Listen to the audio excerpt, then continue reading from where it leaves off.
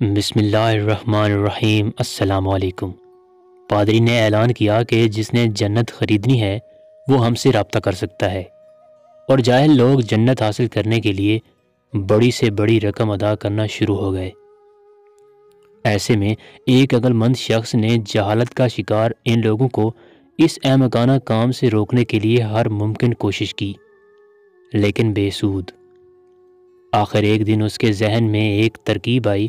وہ گرجا گھر گیا اور جنت بیچنے کے انچارج پادری سے کہا، مجھے جہنم خریدنا ہے، کیا قیمت ہے؟ پادری حیران ہوا اور کہنے لگا، جہنم؟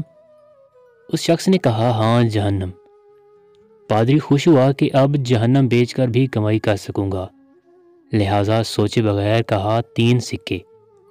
اس آدمی نے جلدی جلدی رقم ادا کی اور کہا، جہنم کے دستاویز دے دو۔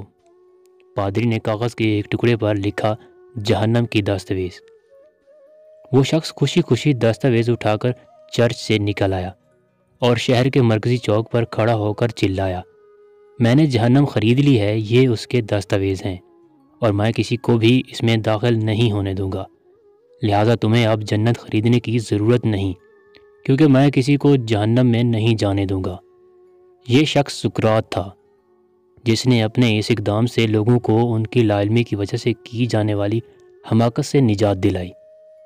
دنیا میں ایک ہی خوبی ہے، آگاہی، جبکہ جہالت ایک گناہ ہے۔